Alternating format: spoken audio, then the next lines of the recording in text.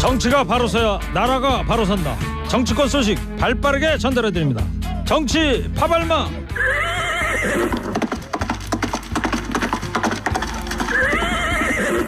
빗속을 뚫고 정치 파발마 두 분 막 도착했습니다. 먼저 평론계 키다리 아저씨. 키다리 미스터 송. 미스터 송입니다. 송국권 평론가 어서 오세요. 안녕하세요. 반갑습니다. 두 번째 파발마입니다. 시사계 플라시도 도밍고 김홍국 박사입니다. 어서 오십시오. 네, 안녕하세요. 시사도민고 김홍국입니다. 그래요. 미스터송 요거는 IQ 가수가 직접 녹음을 새로 한 거 아십니까? 네? 예, 영광이죠. 근데 키다리 아저씨는 소설에서 아주 좋은 일을 많이 하는 분으로 나오는데 예. 저도 좋은 일을 좀 해야 되겠다는 생각은 항상 하고 있어요. 이 음악 들으면서. 봉사 많이 하시죠. 기부도 하시고요. 저 김홍국 박사님은 펄랩스 러브 끝까지 부를 줄 알아요? 근데? 아, 그럼요. 당연하죠. 제가 워낙 좋아합니다. 예. 자, 어제 오후부터 아주 뜨거운 이슈인데요. 이 청취자 여러분께 이런 질문 5글자로 받도록 하겠습니다. 전 정권을 향해서 사실상 반국가 세력이다라고 한 대통령 축사에 대해서 어떻게 생각하시는지 5글자로 의견을 보내주시면 나중에 두 분 추첨해서 작은 선물 보내드리고요. 중간에 소개도 해드리도록 합니다. 윤석열 대통령이 어제 자유총연맹 창립 행사였죠. 여기에서 한 강경한 축사 이 논란인데 논란 발언 자 한번 들어보겠습니다. 다시. 반국가 세력들은 핵 무장을 고도화하는 북한 공산 집단에 대하여 유엔 안보리 제재를 풀어달라고 읍소하고 유엔사를 해체하는 종전선언을 노래 부르고 다녔습니다. 북한이 다시 침략해오면 유엔사와 그 전력이 자동적으로 작동되는 것을 막기 위한 종전선언 합창이었으며 네. 자, 이 종전선언이라는 게 이제 문재인 전 대통령이 재임 기간 3차례에 걸쳐 국제사회에 제안한 바가 있는데 요 육성까지 한번 더 듣겠습니다. 종전선언이야말로 한반도에서 화해와 협력의 새로운 질서를 만드는 중요한 출발점이 될 것입니다. 네, 2021년도에 문재인 전 대통령의 유엔 연설이었습니다. 자, 사실상 이제 문재인 전 정부를 반국가 세력으로 지칭한 거라고 봐야 될 것 같은데, 자, 일단 두 분 어떻게 생각들 갖고 계십니까? 일단 장소가 자유총연맹이다. 그 자유총연맹은 보수의 본산이죠. 그 자리에서 행한 연설이라는 것을 좀 염두에 두셔야 되고, 그럼 반국가 세력이 문재인 정부 전체를 이야기하는가? 그 부분은 또 개념 정리가 필요합니다. 이번에는 그런 이야기를 안 했지만 반국가 세력 이야기를 전에 한 적이 있어요. 그때는 개념을 분명히 이야기했습니다. 언제냐 하면은 작년 10월에 여당 원외 당협위원장과 오찬을 했는데 그때 협치 문제가 나왔습니다. 그래서 참석자가 북한이 자꾸 도발하는데 종북 주사파에 밀리면 안 된다 이런 이야기를 했어요. 그때 윤석열 대통령이 한 말이 자유민주주의에 공감하면은 진보든 좌파든 다 협치를 할 수 있는데 이 북한을 따르는 주사파는 진보도 좌파도 아니다. 그러면서 이 적대적 반국가 세력 이렇게 표현했습니다. 적대적 반국가 세력과는 협치가 불가능하다. 그래서 적대적 반국가 세력은 주사파다. 종북 주사파이기 때문에 그 주사파의 존재로 인해서 국가 안보가 위협을 받을 수가 있기 때문에 그 종북 주사파를 반국가 세력이라고 이야기를 그때 개념을 했고 지금도 그 같은 연장선상에서 저는 이 발언을 했다고 봅니다. 저는 충격을 받았습니다. 과연 우리 대통령이 한 말일까? 대통령은 여든 야든 진보든 보수든 온 국민을 대표하는 지도자 아니겠습니까? 대통령에게는 국민 통합 그리고 평화 통일을 달성해야 될 헌법상 의무가 있습니다. 모든 법률도 마찬가지고요. 그런데 이렇게 적대적인 감정을 국가에 불어넣고 그리고 이 원고를 보고 깜짝 놀랐습니다. 노래를 부르고 다니고 종전선언 합창한다. 저도 대변인을 하고 원고 많이 썼지만요. 대통령은 정말로 정교하고 깔끔한 언어를 씁니다. 이런 비유적 표현이라든가 또는 모호한 언어 그리고 국민을 분열시키는 언어를 쓰는 것은 결국 국정의 저해가 되는 것이거든요. 어제 제가 이 얘기를 듣고 같이 있던 많은 분들이 그런 얘기를 했습니다.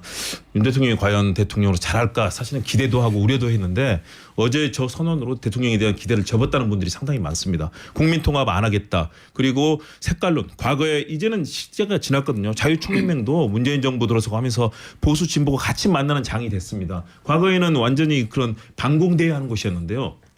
제가 저도 자유총연맹에 여러 차례 가봤는데 지금은 보수 진보 다 같이 만나서 대한민국 정말 자유도 지키고 하는 그런 곳으로 바뀌었었는데 이렇게 적대적인 발언으로 네. 국민을 편가르는 거 저는 상당히 충격받았습니다. 윤석열 대통령이 문재인 정부의 적대감 표시한 게 처음이 아닌데요.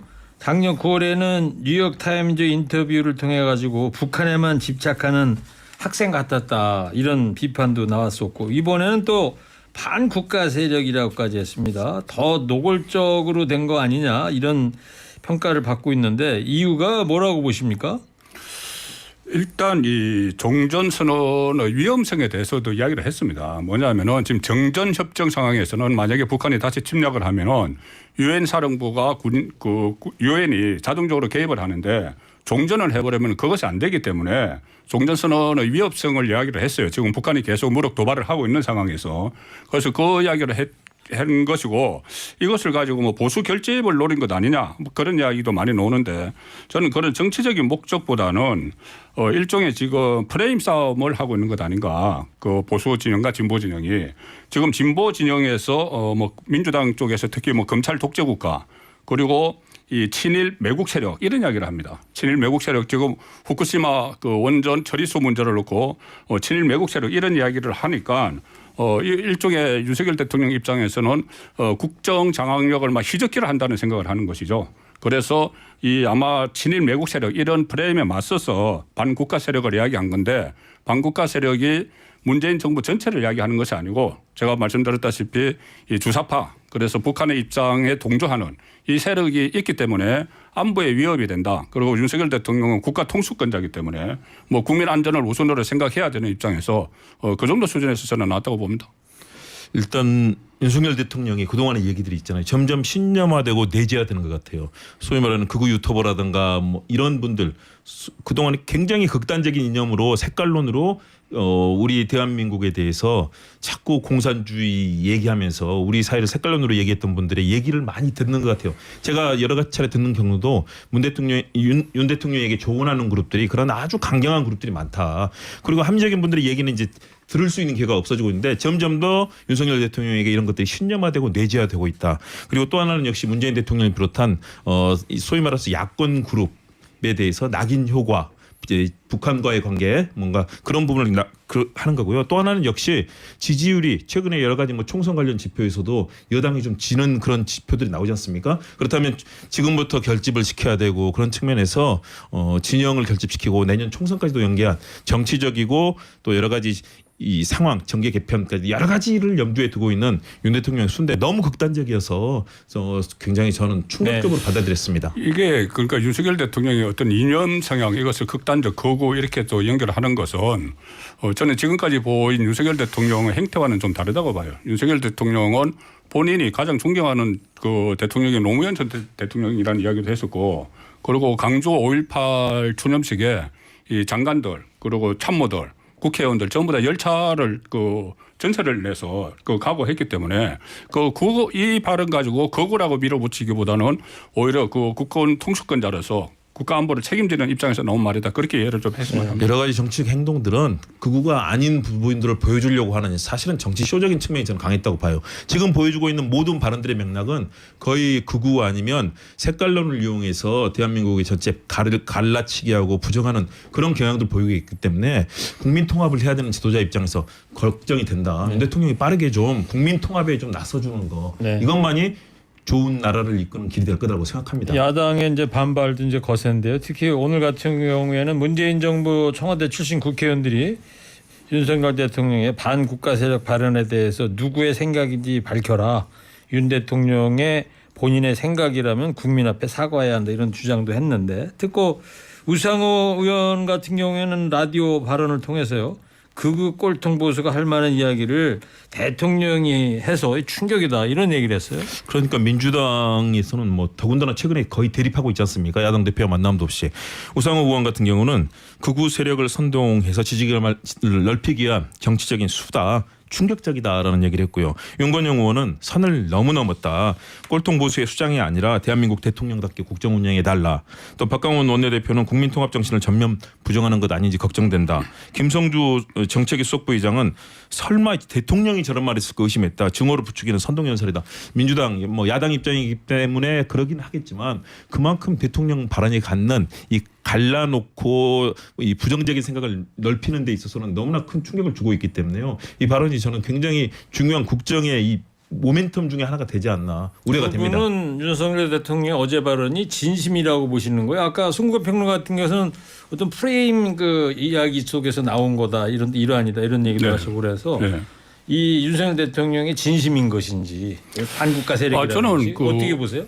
그러니까 반국가 세력이라는 것이 문재인 정부 전체를 통틀어서 이야기하는 것은 아니라고 보고 문재인 정부 안에서 그 강경파들이 중에서도, 있어요. 강경파들. 그 세력을 지칭하는 그 세력을 지칭을 하는 것이고 본인이 대통령이 돼서 한 1년 동안 국정 운영을 해보니까 지금 그 대북 문제와 관련해서 여러 가지 과거에 잘못된 점들이 상당히 많았다는 생각을 지금 하는 것이고 그리고 그것이 지금 보니 여전히 북한이 도발을 하는 상황에서는 그런 인식이 상당히 위험하다 그런 생각 정도를 한 것 같아요. 평론가는 저는 많이 다르죠. 왜냐하면 최근에 뭐 박인환 위원장 검사 출신이 그런 얘기했죠. 문재인 대통령에 대해서 간첩까지 얘기를 했습니다. 그러면 예를 들어서 거기에 대해서 이것이 수사였고 어떤 전략적인 프레임이었다면 여기서 분명히 조치가 났어야 될 겁니다. 어떻게 바로 직전 대통령을 간첩이라고까지 얘기합니까? 그러면은 바로 조치가 나가서 파면시키고 여기에 대해서 국민들께 사과하는 조치가 집권여당에서 나와야 되는데 네. 이를 지금 용인하고 있는 상황 아닙니까? 그렇다면 과거에 광주를 부정하고 5.18도 부정하고 또 이런 색깔론을 얘기했던 그 흐름에서 이제 전직 대통령 직전까지 간첩이다.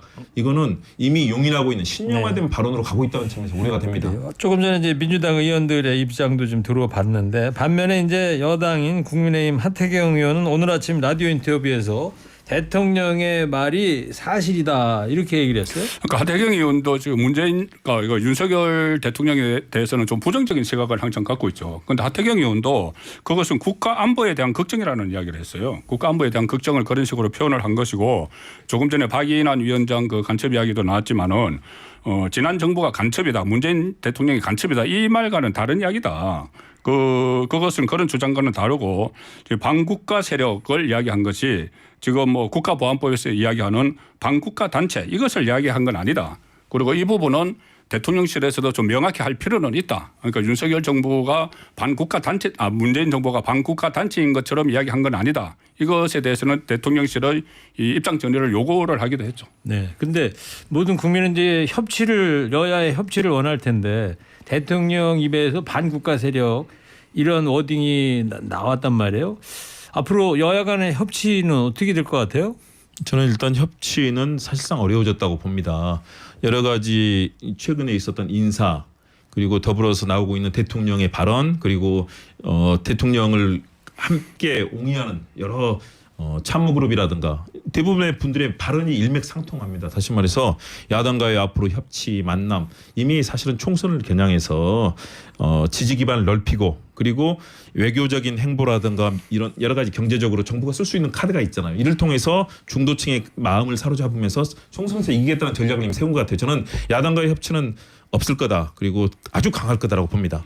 협치가 안 되는 데는 뭐 책임이 있겠죠. 지금 말씀하신 것처럼 윤석열 정부 책임으로도 돌릴 수 있지만 가령 최근의 상황만 보면은 후쿠시마 그 처리소 문제를 놓고 지금 이재명 대표를 비롯해서 민주당이 전원 거기에 올인을 하고 있어요.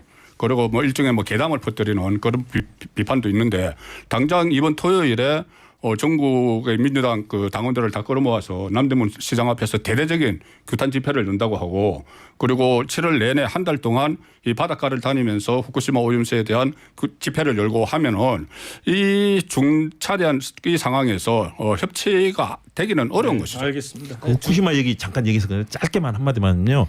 정부 여당에서 이럴 때 적극적으로 나서서 과학적 통계 일본으로부터 받아내서 국민들 안심하게 하면 되거든요. 그런데 자꾸 국민의 생명과 안전을 걱정하는 야당의 목소리를 괴담으로 치부하면서 공격하는 거 이렇게 갈라치기 하지 말고 책임 있는 자세로 국민들을 안심시키는 여러 가지 조치를 하면 되거든요. 민주당이 그 장애에서 하지 말고 정말 걱정이 되면은 이 문제만 가지고 그러면은 그 정부 여당과 한번 회담을 해보자, 그 회의를 해보자 이렇게 할 수도 있는 거죠. 민주당은 야당이거든요. 집권 여당이 책임을 져야 되는 것이고 정부를 이끄는 사람들이 여기에 대해서 책임 있는 자세를 보여야 됩니다. 어쨌든 두 분 견해는 여야 간의 협치는 당분간은 어려울 것 같다 이런 걸로 하고요. 자, 오늘 윤석열 대통령이 사실상 전 정부를 반국가 세력이라고 지칭한 것에 대해서 청취자 여러분들의 고견을 5글자로 듣고 있습니다. 소개합니다.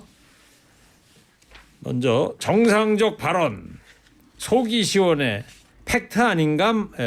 이렇게 윤석열 대통령의 발언을 지지하는 5글자로 보내주신 문자가 있는가 하면 반면에 전 정부 그만, 와 너무한다, 거기를 왜 가, 또 다른 분은 가슴 아파요, 색깔론 싫어, 이런 의견들을 보내주셨습니다. 오늘 대통령이 소폭 개각을 했습니다. 개각 내용을 좀 볼까요, 송평론가님? 오늘 공교롭게도 윤석열 대통령이 검찰총장 그만두고 정치해야를 하겠다고 선언한 지 딱 2년이 되는 날입니다. 맞네요. 2년 전 6월 29일 날 그렇습니다. 했어요. 6.29. 예. 그래서 2년이 되는 날인데 오늘 첫 개각을 했습니다. 그 예. 첫 개각을 했는데 장관급은 2명이고 나머지 그 12개 부처 그 13명의 차관급을 교체를 했는데 이 장관급을 최소화한 것은 아무래도 인사청문회 부담 같은 것도 있을 겁니다. 그런데 차관급을 13명 대표 교체하면서 사실상 개각의 효과를 낸 거죠. 장관급은 김용호 통일부 장관 내정자, 전 청와대 통일비서관 출신이고 성신여대 교수인데 이 권영세 현 장관이 다시 정치권으로 돌아가겠다고 사의를 표명을 했어요. 그다음에 또 장관급이 국가인권위원장 김홍일 검찰 출신이죠.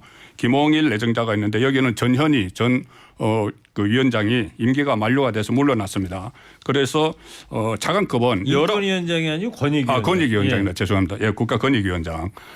전체 19개 부처가 있는데 11개 부처에서 13명의 차관을 교체하는 대표 교체가 일어났고 가장 눈에 띄는 인물은 역도 영웅 장미란 선수가 문화체육관광부 2차관. 어떻게 보세요, 장미란 차관? 뭐 저는 체육부 기자도 했었고요. 현장에서 예. 많이 봤습니다. 일단은 세계 선수권, 올림픽 뭐 여러 장소에서 국민의 자긍심을 세워준 훌륭한 선수입니다. 잘 해주기를 바라고. 지금은 용인대 교수. 그렇죠. 그 축하를 합니다. 대신에 걱정은 역시 행정 분야죠. 왜냐하면 체육계는 정말 뭐 선수촌도 있고 각 수많은 단체들, 또 평생체육들, 일반체육 정말 많은 단위가 있거든요.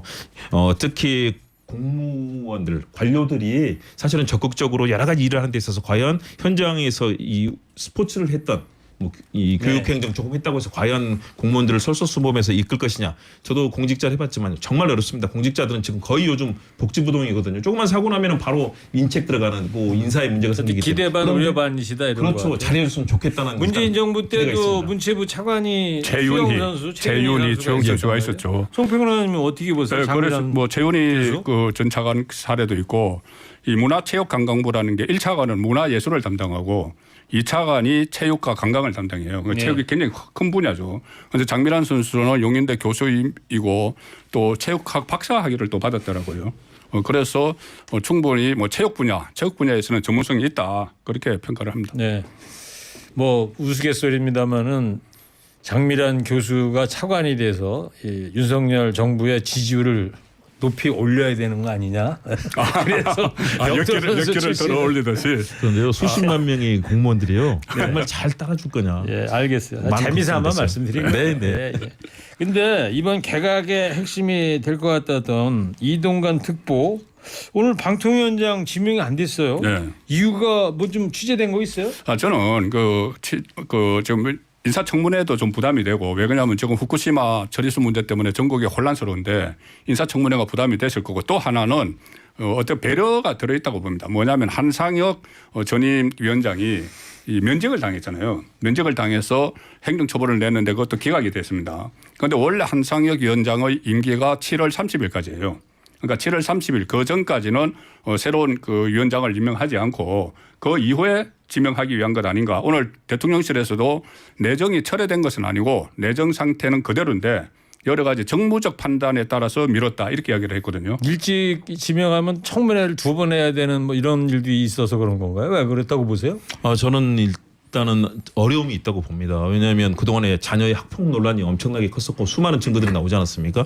더불어서 언론 탄압 문제가 있었습니다. 과거에 홍보수석 시절에 많이 개입하고 방송사 뭐 사장을 교체하고 여러 가지 그런 과정 중에 있었는데요. 관련된 최근에 집중 탐사 보도들이 그 당시 실제 이동관 당시 수석이 개입했다는 내용들이 많이 나오고 있습니다. 일단은 인사청문회에 들어갔을 때 부담이 됐을 건데 네. 이번에 했을 경우에는 인사 자체에 대해서도 지금 이번 인사도 사실은 상당히 문제가 되는 부분들이 있거든요. 더해서 거기까지 나오게 됐을 경우에는 굉장히 이번 인사도 퇴색될 수 있다. 그러니까 송평론가는 지금은 아니지만 언젠가는 지명이 될 걸로 본다 이런 말씀이죠. 전 지명할 거로 봅니다. 네. 윤석열 대통령 최근 행보 보시잖아요. 알겠어요. 거침없습니다. 네.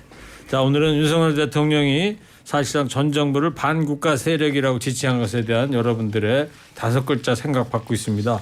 물 건넌 통합, 사이다 발언, 선거 때 왔군.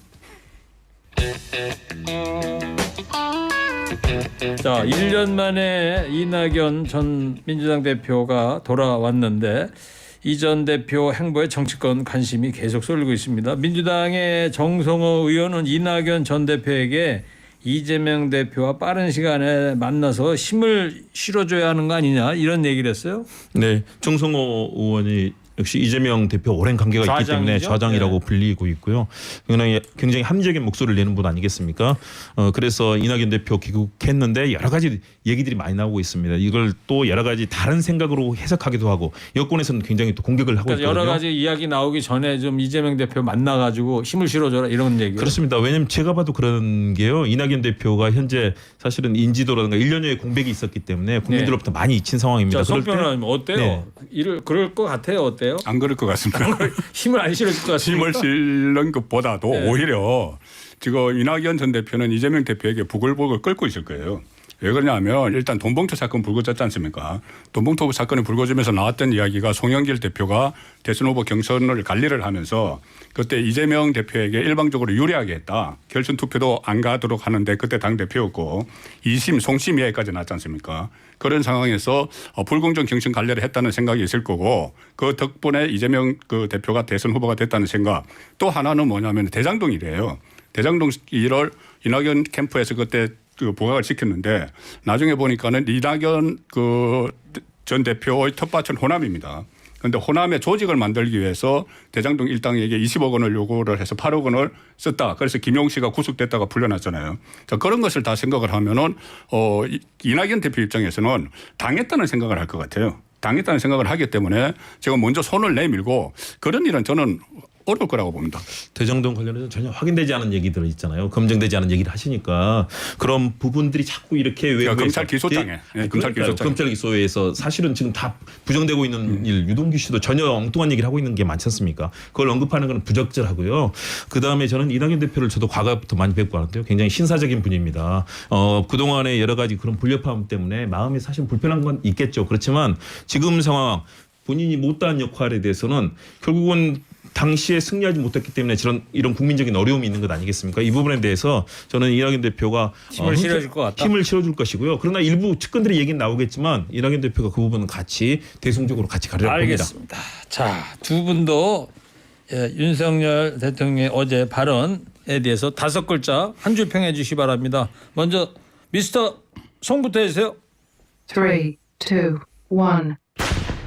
오죽했으면 이게 사감초등학교 학생들이 하는 성을. 네. 자, 이어서 시사 도민고 해주세요. 3, 2, 1. 지도자 포기. 똑같이 상암초등학생들이 빗속에서 그냥 네, 한올을 전 너무 걱정이 됩니다. 자, 수고들 하셨습니다. 정치 파발마 지금까지 송구현 평론가 김원국 박사였습니다. 두 분 감사합니다. 고맙습니다.